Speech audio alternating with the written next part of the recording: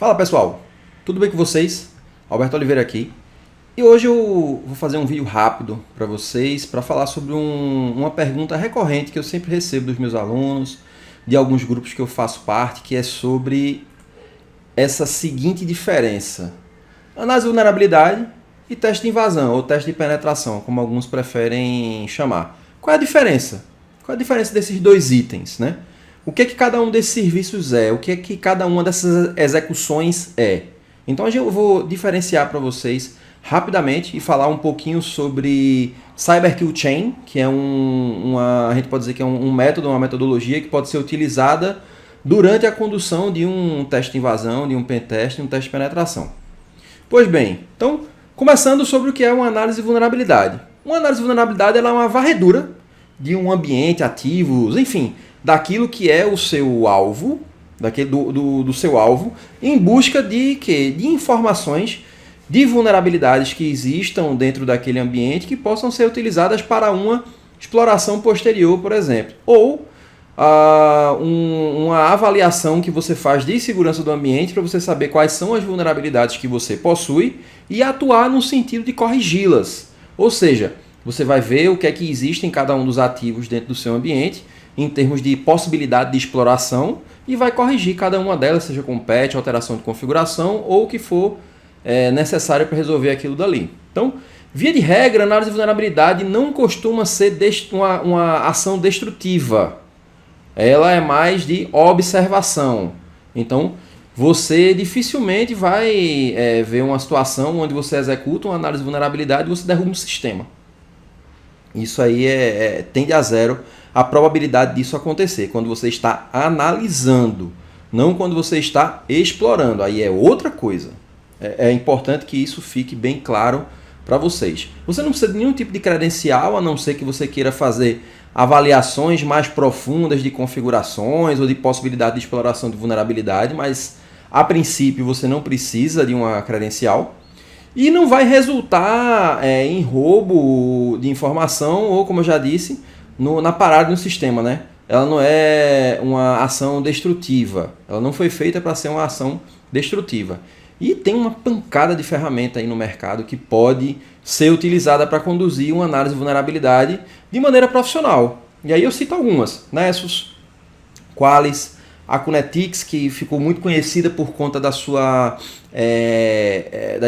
capacidades em cima de web application, ou seja, eles têm um scanner muito poderoso em termos de trazer resultados em cima de aplicações web. E o Nmap. Sim, o Nmap.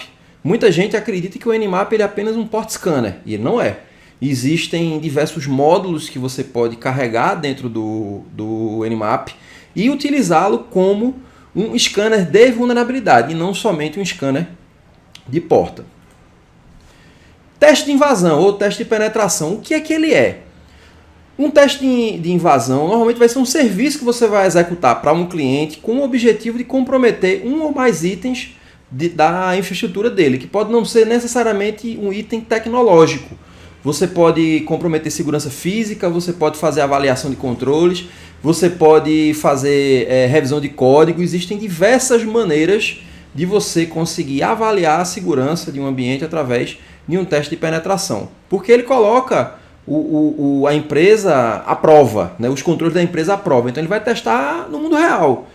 A gente recebe ataques todos os dias, as empresas às quais a gente dá suporte, elas recebem ataques todos os dias, e o teste de invasão ele vai justamente dar essa visibilidade sobre, dentro daquilo que está exposto, dentro daquilo que é possível de ser explorado, como explorar aquilo dali. Então, em todo o processo de teste de invasão, você vai catalogar tudo aquilo que você encontrar, você vai coletar as evidências para poder você fazer o trackback e a demonstração para o cliente, quando chegar o resultado final do pentest, de como você entrou e quais foram os recursos que foram utilizados para conseguir ganhar acesso ao ambiente do cliente. Basicamente, a gente tem 3 tipos de pentest: Black Box, White Box e Gray Box. Black Box, você não tem informação de nada, você sabe no máximo o nome da empresa. E aí você vai fazer pesquisas em cima de DNS, tentar descobrir endereço da empresa, endereço físico, caso você queira comprometer uma rede wireless ou utilizar alguma coisa desse tipo. Enfim, você parte do mínimo possível de informação. E a partir desse mínimo possível, você vai em busca de mais dados, de mais informações, para poder você conseguir construir o seu ataque, né? White Box é o contrário disso, você tem tudo, você tem acesso até a código. Normalmente, ataques do tipo White Box, eles proporcionam ao atacante, no caso a empresa que foi contratada para realizar o ataque, a possibilidade dele fazer revisão de código. Então você vai revisar o código da aplicação no intuito de fazer apontamentos que auxiliem a área de desenvolvimento a trazer um código mais protegido, a desenvolver código seguro, ao invés de utilizar uma determinada função ou determinadas funções que não sejam tão seguras do ponto de vista de segurança da informação. E um Gray Box a gente pode dizer que é um meio termo. Você recebe algumas informações, você tem alguns dados do cliente e baseado naqueles dados você vai realizar o seu ataque. É importante frisar que um teste desse tipo ele não deve ser feito por diversão. Então isso aqui é uma coisa muito séria que pode levar não só o indivíduo que está executando ele a ser preso, quanto a empresa que está recebendo aquele ataque indevido de ter os seus sistemas comprometidos e ter perdas financeiras de imagem e tudo mais. Então é importante que a gente frise que esse tipo de teste ele deve ser realizado somente a partir de um acordo entre o contratado e o contratante, inclusive você podendo estabelecer os limites de até onde você pode ir. Então o cliente ele pode solicitar que você não use engenharia social ou que você não execute um exploit que tenha a possibilidade de quebrar um sistema dele, de fazer com que o sistema dele pare de funcionar. Você pode acordar isso daí durante a fase de negociação com o cliente. Para poder a gente entender melhor onde é que está a análise de vulnerabilidade, eu queria rapidamente dar uma passada para vocês aqui no CyberKill Chain. O que é isso? Como eu falei, é um método, uma metodologia que você pode utilizar para você conduzir um ataque de maneira bem sucedida. Então, dentro do CyberKill Chain você começa com a fase de recon, ou seja, reconhecimento. Na fase de reconhecimento você vai levantar informações como, por exemplo, no caso do Black Box, endereço físico, a zona DNS, entrada DNS, servidor de e-mail, enfim, tudo aquilo que for necessário para você iniciar o seu processo de ataque. Então, nessa fase de reconhecimento, a gente executa uma análise de vulnerabilidade nos alvos que a gente descobrir. Para quê? Para levantar possíveis brechas existentes dentro do ambiente que a gente possa utilizar para explorar. Isso daí vai dar embasamento para que a gente passe para a segunda fase, que seria o weaponization, ou seja, a escolha das armas, né?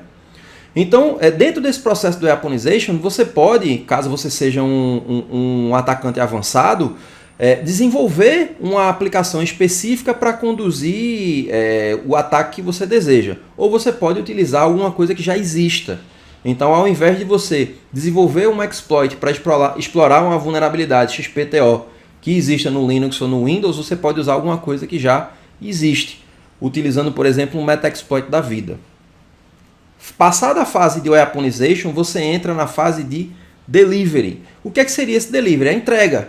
A entrega do quê? Daquele ataque que você criou. Então, se você vai mandar por e-mail, se você vai iniciar um script que vai fazer uma série de testes dentro de algum site ou de alguma aplicação, então é aí onde você começa a entrega daquele código malicioso que vai ser executado dentro do cliente.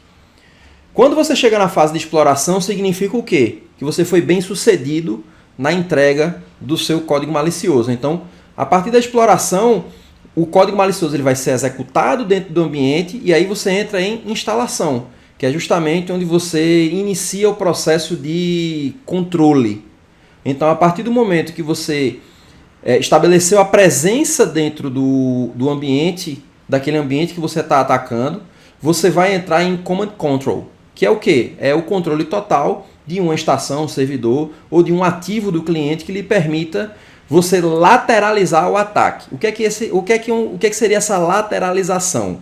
É você, a partir daquela rede que você chegou, você conseguir enxergar os hosts que estão dentro daquela mesma rede e espalhar o seu ataque da maneira que for mais conveniente, a depender da estratégia que você definiu. E por fim, mas não menos importante, exfiltração ou exfiltration.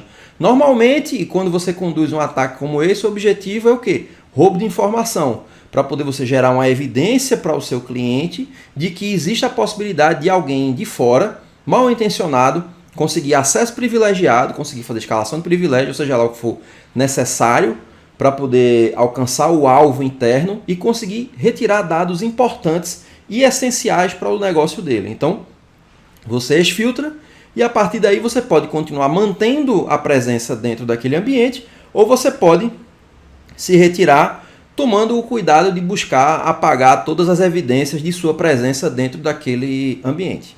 Basicamente, assim, de maneira bem simplificada, é assim que funciona o CyberKill Chain e é assim que seria um ataque, considerando que você obedeça todas essas etapas na condução do mesmo.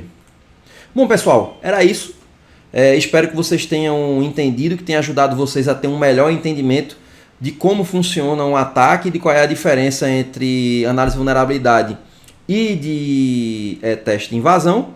Estão aí os meus contatos, redes sociais, vocês podem me encontrar por aí. E se precisarem de alguma coisa, me mandem um e-mail que na medida das minhas possibilidades eu vou ter muito prazer em tirar as dúvidas que vocês tiverem. Um abraço e até a próxima.